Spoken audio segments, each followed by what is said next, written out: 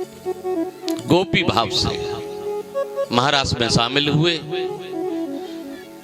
इधर मां पार्वती भी महारास में शामिल होने के लिए आ रही, तो भगवान शंकर ने भी पूछ लिया कहां जा रही हो। बोले आज कृष्ण भगवान के द्वारा महारास किया जा रहा है।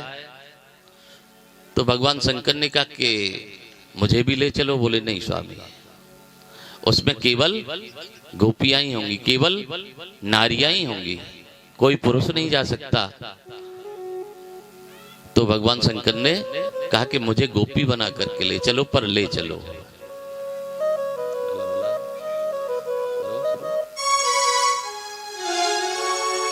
श्री राधे बोल शंकर भगवान की जय हो।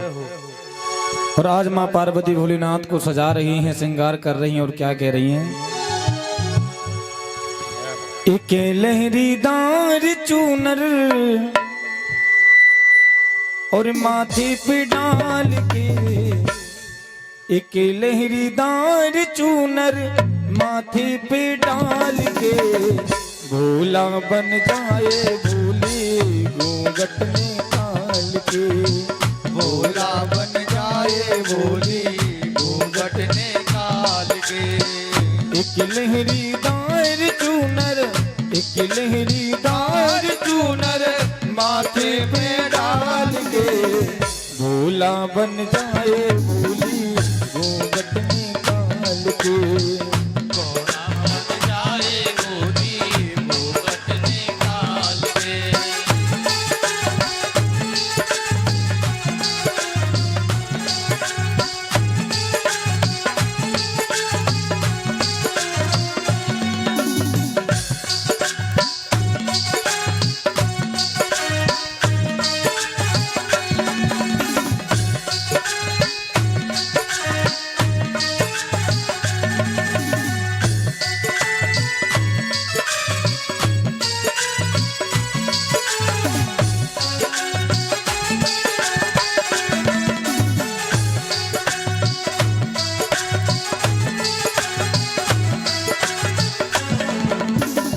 पार्वती मैया कहने लगी सुनो,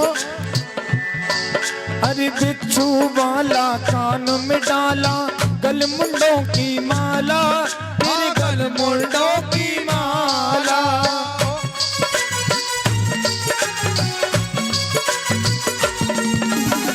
बिच्छू वाला कान में डाला, गल मुंडों की माला, भोले गल मुंडों की माला।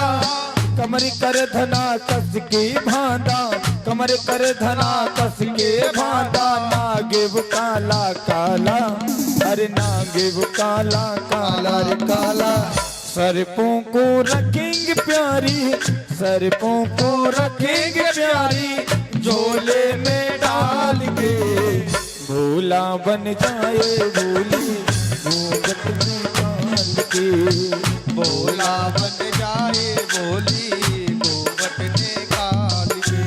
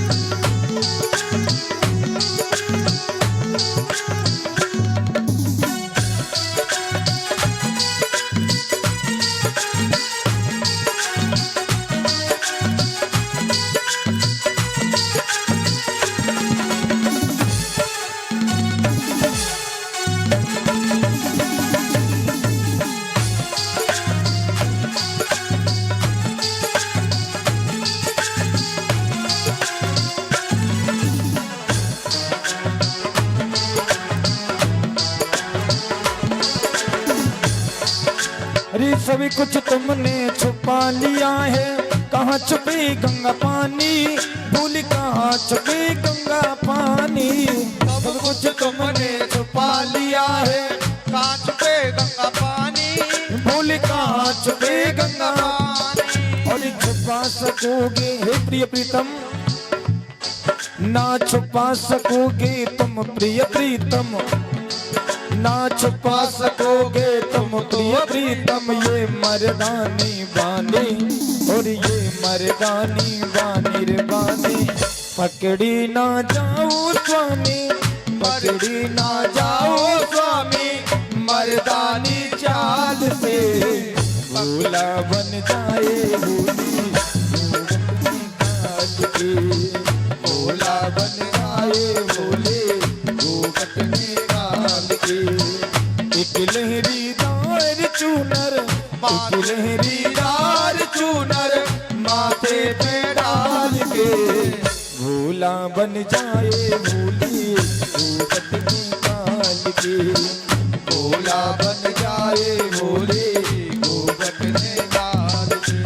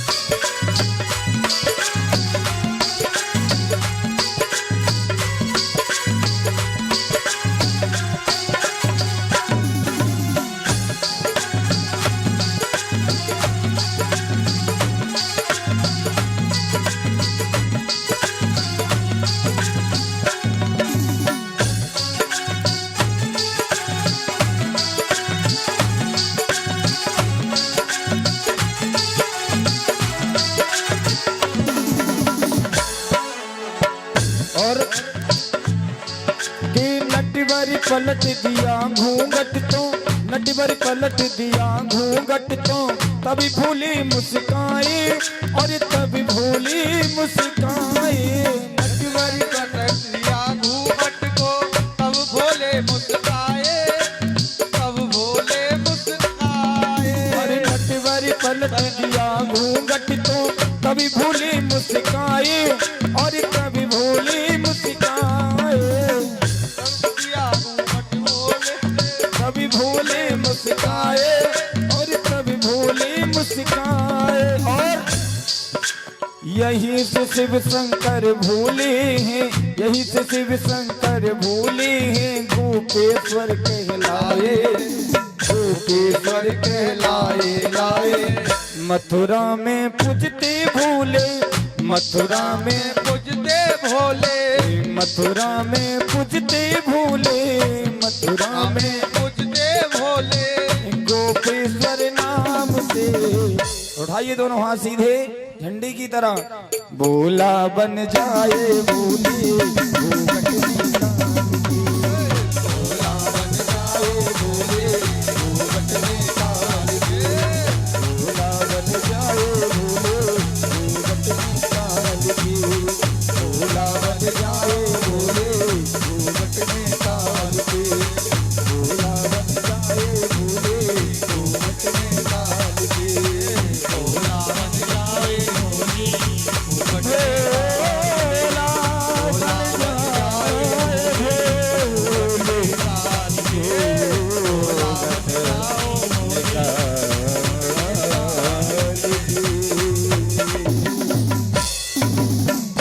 बोले शंकर भगवान की जय। तो देखिए, भगवान के प्रति और अपने गुरुदेव के प्रति पूर्ण श्रद्धा रखोगे तो ही आपको लाभ प्राप्त होगा। यदि श्रद्धा नहीं है, विश्वास नहीं है, तो कहीं भी चाहे काशी चले जाओ, चाहे मथुरा चले जाओ, चाहे द्वारिका चले जाओ, विश्वास नहीं है तो कहीं कुछ भी नहीं है। कर बंदे विश्वास रे, मथुरा काशी भटक रहा क्यों, प्रभु है तेरे पास रे। प्रभु तो तुम्हारे पास है। तो भगवान के प्रति और गुरु के प्रति पूर्ण श्रद्धा रखना, पूर्ण विश्वास रखना कि मेरे गुरुदेव ने कहा है तो ये सत्य ही होगा। क्योंकि सबरी से उनके गुरुजी ने कह दिया कि सबरी मैं तो जा रहा हूं शरीर छोड़ करके, लेकिन तू यही भजन करना, तुझे भगवान दर्शन देने के लिए यहीं आएंगे। तो सबरी को इतना विश्वास था कि भगवान यहां आएंगे।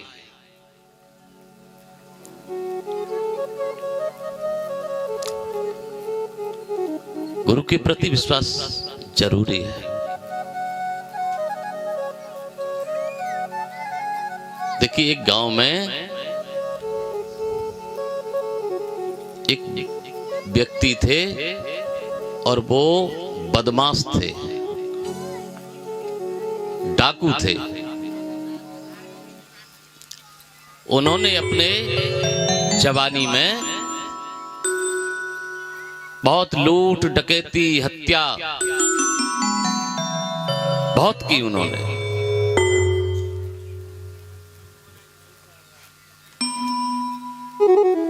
उन्होंने ऐसा कहते हैं, उन्होंने 70 हत्याएं कर दी लोगों की, 70 लोगों को मार दिया।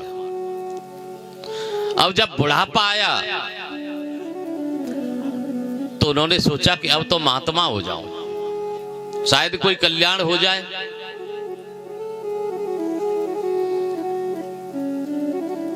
तो थोड़ी बहुत दूर एक आश्रम था उस गांव से। उस आश्रम पर बड़ा आश्रम था, वहां गए। वहां के जो महाराज जी थे उनसे दंडवत प्रणाम किया। तो महाराज जी ने पूछा कि भैया क्या बात है, बताइए। बोले महाराज जी, मैं आपका चेला बनना चाहता हूं, शिष्य बनना चाहता हूं आपका। बोले कौन हो, कहां से आए हो? बोले बाबा मैं फलाने गांव से आया हूं, मेरा नाम फलाना है। नाम तो बाबा ने भी सुन रखा था। अब बाबा मन ही मन में भयभीत हो गए।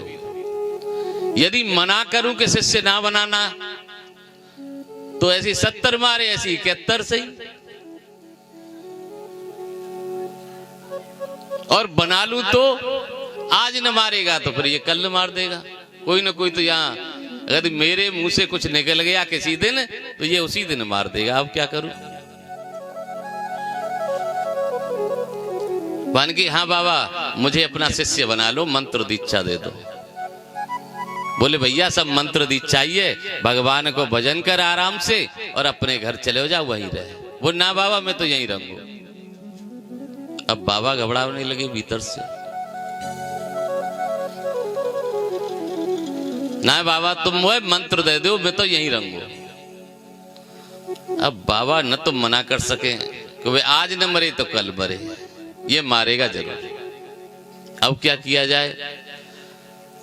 तो अपना पीछा छुड़ाने के लिए गुरुजी ने अपना पीछा छुड़ाने के लिए एक युक्ति सोची।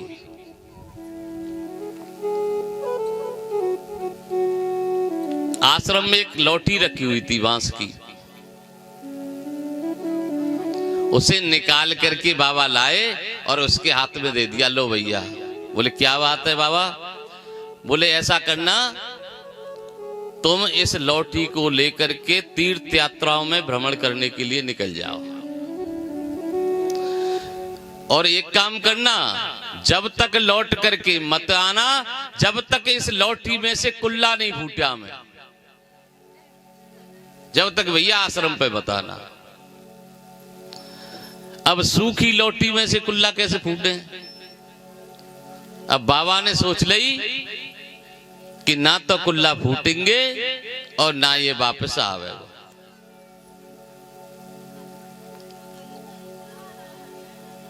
लेकिन उसने मन से गुरु मान लिया और वो चल दिया। कभी मथुरा जा रहा है, कभी वृंदावन जा रहा है, कभी गोकुल जा रहा है, कभी महावन जा रहा है, कभी गोवर्धन जा रहा है। पद यात्रा में चलने लगे। बहुत दिन हो गए उसे चलते चलते। तो एक दिन क्या हुआ, रात्रि हो गई थी, वो पैदल पैदल जा रहे थे जंगल में होकर के। तो कोई व्यक्ति अपनी पत्नी को विदा करके उसी जंगल से अपने गांव को जा रहा था और रास्ते में मिल गए दो बदमाश। उन्होंने उस व्यक्ति के तो हाथ पैर बांध दिए और महिला के साथ जबरदस्ती करने लगे। और महिला ने आवाज लगाई, भैया कोई हो तो मेरी इज्जत बचा लो इनसे, इन्होंने मेरे पति को बांध दिया है और ये मेरे साथ जबरदस्ती करने पर उतार हुआ है। और तभी वो वहां पहुंच गया।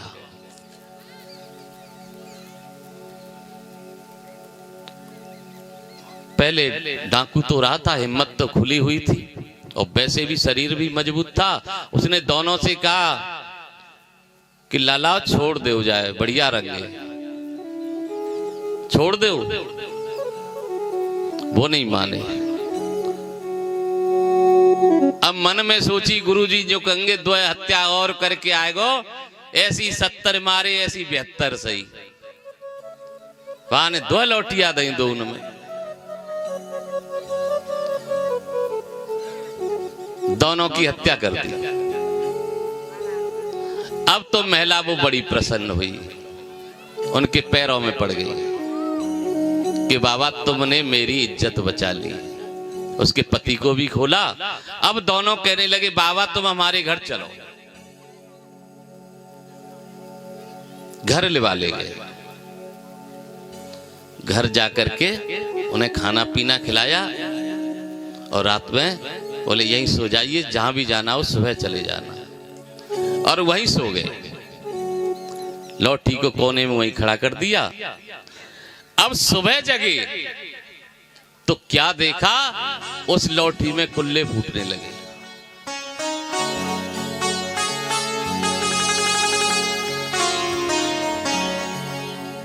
लौठी में जब कुल्ले फूटने लगे, अब बड़ा खुश हुआ। अब किसी तीर्थ यात्रा में नहीं जा रहा हो तो सीधा महाराज जी के पास जाऊंगा। लौठी को लेकर के वो भागा और महाराज जी, ऊंचा आश्रम था, दूर से उनको दिख गया कि भाई ये तो आज आ गया, जल्दी लौट करके आ गया। हो न हो किसी ने सही सही बात बता दी इसको कि ये तो सूखी लौटी है, इसमें से कुल्ले कैसे फूटेंगे। अब ये आकर के लौटी देगा। और बाबा भागने लगे गांव की ओर। उसने आवाज लगाई, अरे गुरुजी रुको तो सही। लेकिन गुरुजी तो रुकने का नाम नहीं ले रहे, गांव में घुस गए जाकर के। लेकिन वो पहुंच गया भाग करके, कहा गुरुजी, पैरों में पड़ गया। अरे गुरुजी देखो तो सही, लौठी में कुल्ले आ गए। उसने देखा गुरुजी ने, और वास्तव में ये तो लौठी में कुल्ले आ गए। तो देखिए श्रद्धा, गुरु के प्रति, भगवान के प्रति विश्वास। पत्थर में भी भगवान तभी तो प्रकट होते हैं जब हमारा विश्वास होता है कि यहां बांके बिहारी हैं, तभी तो प्रकट होते हैं। तो आज महारास हो रहा है सभी गोपियों के साथ। अब राधा जी को थोड़ा सा अभिमान हुआ, क्योंकि किसी दूसरी गोपी को कन्हैया नहीं दिखाई दे रहे थे, सबको अपने अपने साथ नजर आ रहे थे। तो राधा जी मन में सोच रहे हैं, कन्हैया मुझसे ही प्रेम करते हैं, इसलिए मेरे ही साथ नृत्य कर रहे हैं, बाकी गोपियां तो वैसे ही नाच रही हैं। जैसी अभिमान हुआ तो भगवान अंतर ध्यान हो गए। अंतर ध्यान हुए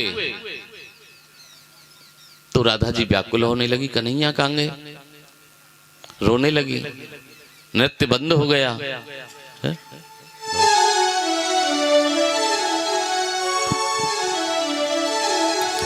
जो मैं ऐसी जानती प्रीत करे दुख हो, जो मैं ऐसी जानती प्रीत करे दुख हो, नगर डिडोरा पीटती के प्रीत न करियो को। आज राधा जी कन्हैया के लिए विलाप कर रही हैं।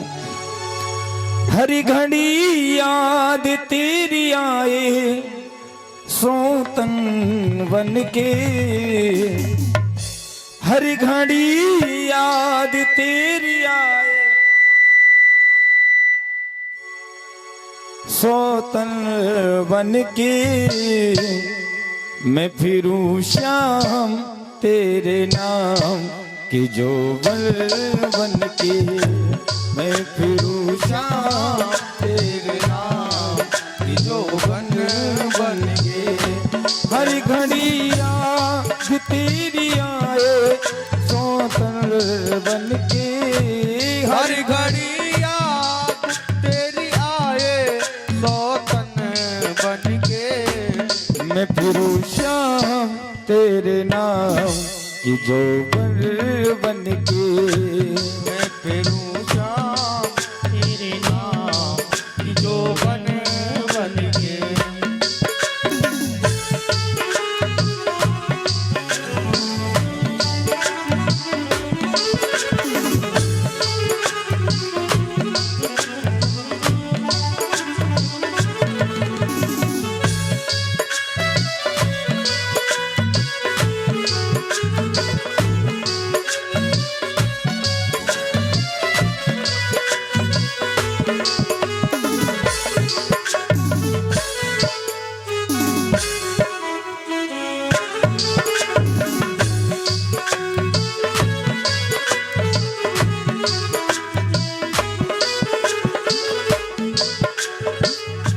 शीश जैसा मेरा दिल था उसे तोड़ दिया, शीश जैसा मेरा दिल था उसे तोड़ दिया। मुझको लगता है किसी और से दिल जोड़ लिया, मुझको लगता है किसी और से दिल जोड़ दिया। मैं फिरूं श्याम टूट गई मैं तो चेहरे का दर्पण बन के, टूट गई मैं तो चेहरे का दर्पण बन के, मैं फिरूं श्याम तेरे नाम की जोबन बन के, मैं फिरूं श्याम तेरे नाम की जोबन बन के।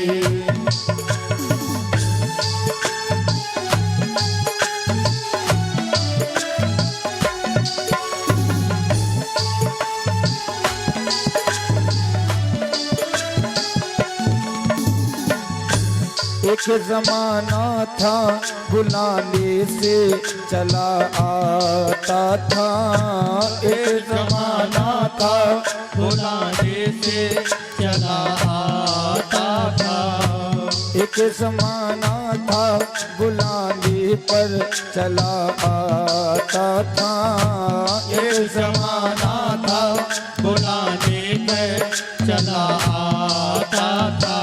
अरे मुझको कड़ कड़ में तेरा चेहरा नजर आता था, मुझे कड़ कड़ में तेरा चेहरा नजर आता था, मुझको कड़ कड़ में तेरा चेहरा नजर आता था, मुझे कड़ कड़ में तेरा चेहरा नजर आता था।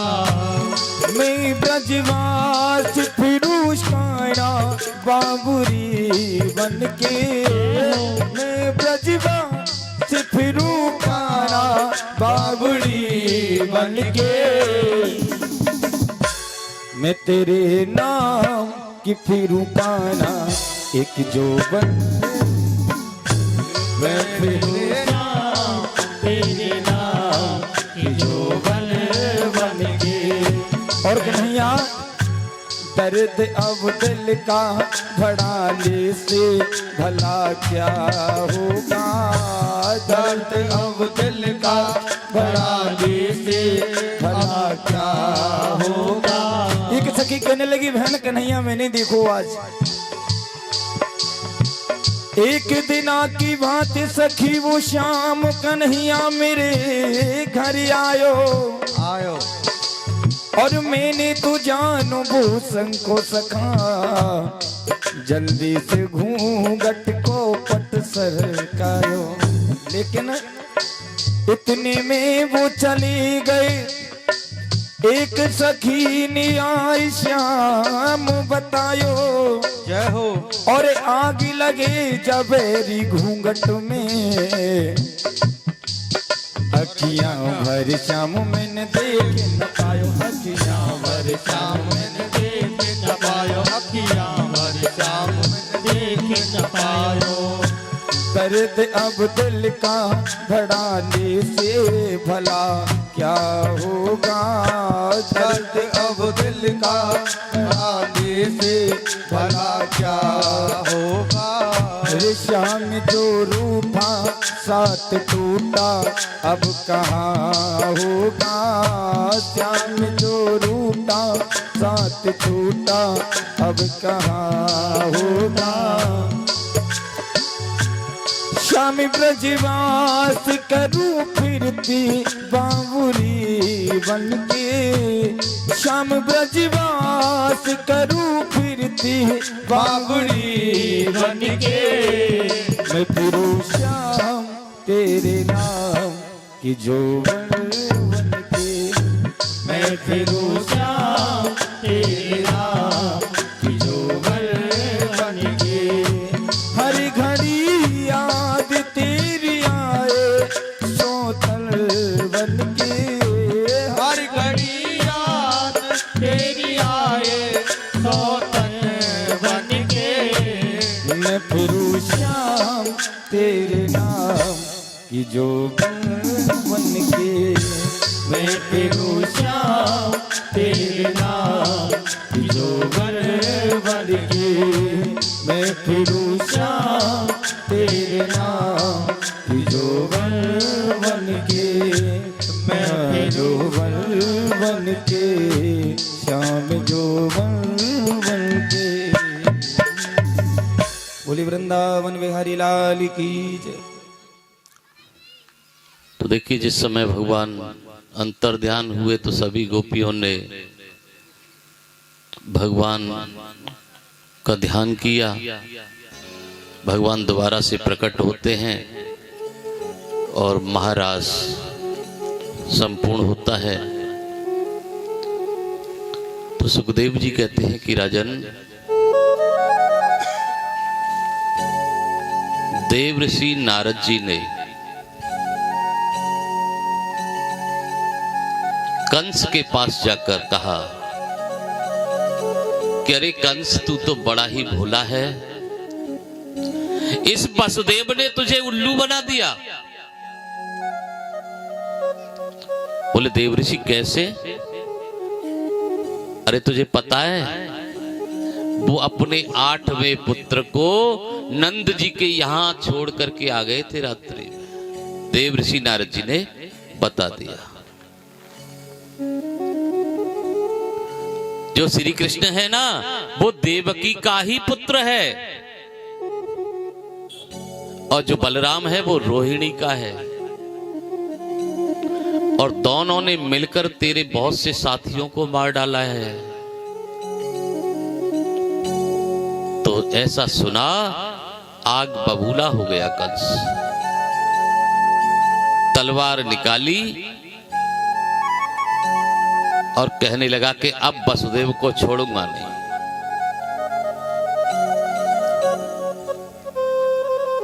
तो नारद जी ने कंस को समझाया, कहा कि कंस अब वसुदेव को मारने से कोई फायदा नहीं, अब देवकी को मारने से कोई फायदा नहीं। मारना है तो उस कृष्ण को मारने का विचार कर, मारना है तो कृष्ण को मारने का कोई उपाय कर।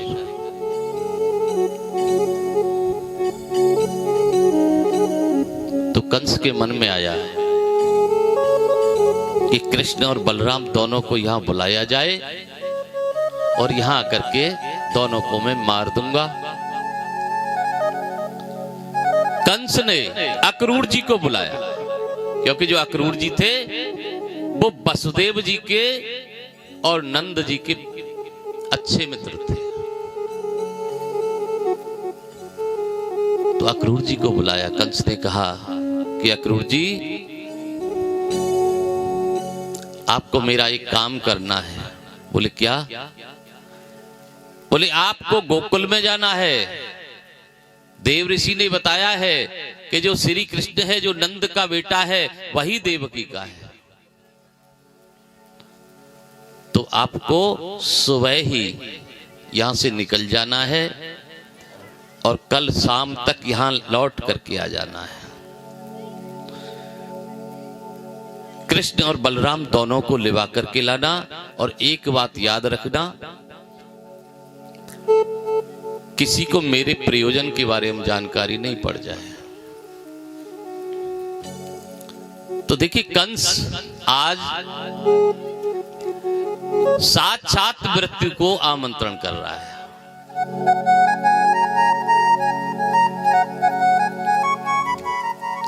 और जब मनुष्य कोई मृत्यु को बुलाएगा तो मृत्यु तो आएगी।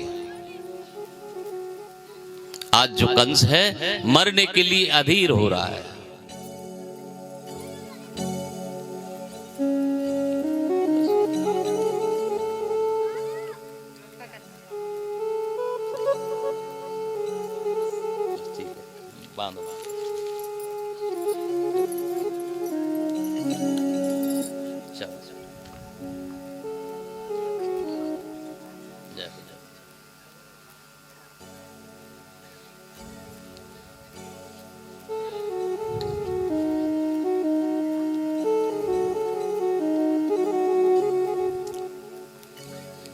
देखिए, आज कंस अपनी मृत्यु को आमंत्रित कर रहा है।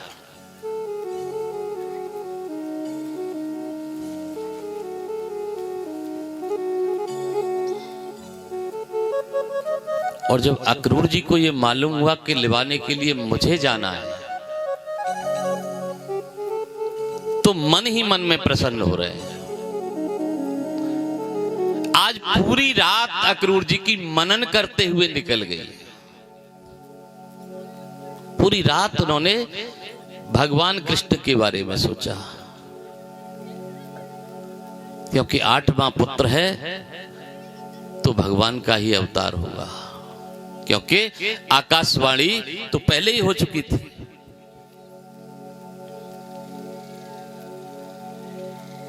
और जैसे ही सुबह हुई, स्नान ध्यान करने के बाद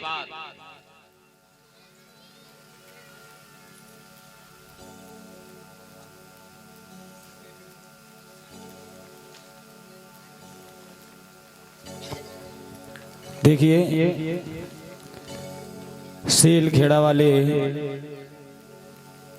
शिवम भैया हमारे परम पूज्य श्री व्यास जी महाराज का स्वागत करते हैं, और साथ ही पूरे व्यास मंडल का।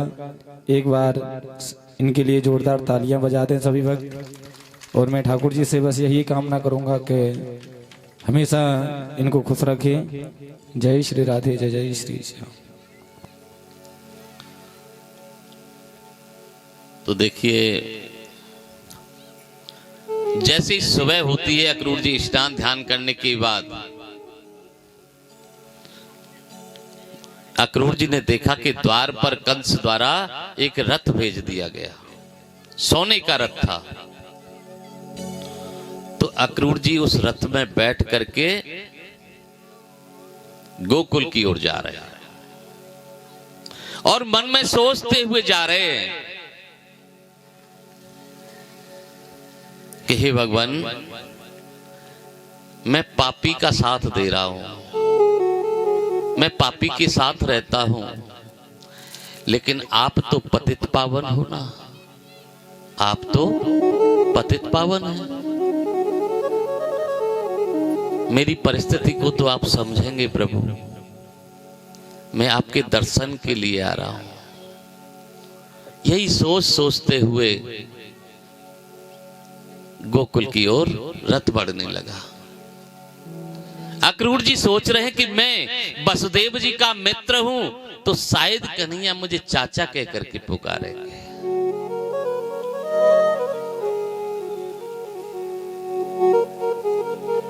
और चलते चलते जैसे ही वो गोकुल में पहुंचे, जहां नंद बाबा की गाय बंधा करती थी, वहां पर उन्होंने रथ रोका। तो नंद बाबा तो वहां नहीं थे, लेकिन भगवान कृष्ण गायों की सेवा में लगे थे। जैसे ही रथ देखा तो दौड़ करके आए। अक्रूर जी को देखा, क्योंकि भगवान तो मन का भाव जान जाते हैं ना। ऐसे कहते हैं, ये यथा माम प्रपदन्ते तास्तेम तथैव भजाम्यहम्। यानी जैसी जिसकी भावना और वैसी सिद्धि। यादृशी भावना यस्य सिद्धिर भवति तादृशी। भगवान कहते हैं, तू चाहे जिस भाव से मुझे भज ले। भगवान कहते हैं, तू चाहे जिस भाव से मुझे भज, उसी भाव से मैं प्रकट हो जाऊंगा।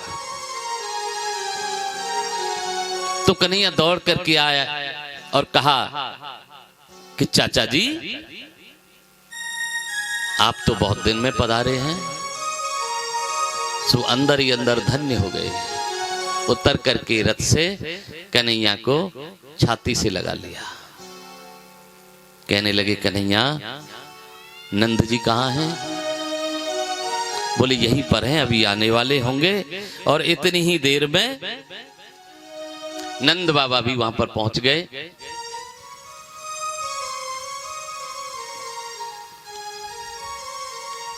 अक्रूर जी चाहते थे कि मैं कन्हैया को प्रणाम करूं, लेकिन पहले ही कन्हैया ने चाचा जी नाम से संबोधित कर दिया कि चाचा जी बताइए। तो नंद बाबा जैसे ही पहुंचे, अभिवादन हुआ दोनों ओर से। नंद बाबा ने कहा कि अक्रूर जी चलो घर चलते हैं। घर लिवा करके लाए। आपस में राजी खुशी पूछी, कुशलता पूछी। तो नंद बाबा ने पूछ लिया कि अक्रूर जी बताइए, मैं आपकी क्या सेवा कर सकता हूं? तो अक्रूर जी ने धीरे से कहा कि नंद जी, कंस के द्वारा एक धनुष यज्ञ किया जा रहा है। उसमें कृष्ण और बलराम दोनों को आमंत्रित किया गया है और आप भी साथ चल सकते हैं। नंद बाबा बड़े प्रसन्न हुए, क्योंकि भोले हैं। वो मन में सोच रहे हैं कि प्रतिवर्ष की जगह पर मैंने इस साल कंस को टैक्स ज्यादा दिया है, तो शायद इस खुशी में मेरे बच्चों को भी बुला रहे हैं। बहुत भोले हैं। और नंद बाबा ने शाम को मैया को बताया कि कल कृष्ण और बलराम कंस के धनुष यज्ञ में शामिल होने के लिए जा रहे हैं। और जैसे ही मैया को मालूम हुआ तो दिल टूट गया। मैया ने नंद बाबा से कहा कि महाराज,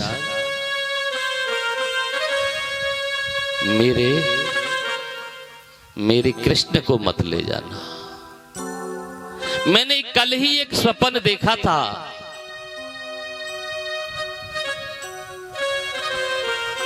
स्वप्न में मैंने देखा है कि मेरा कन्हैया मुझे छोड़ करके चला गया है।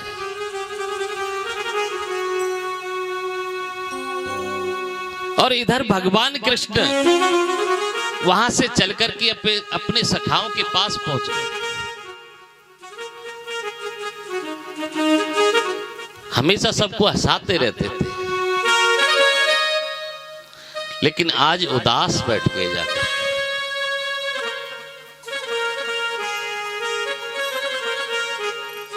ग्वालों ने पूछ लिया, कन्हैया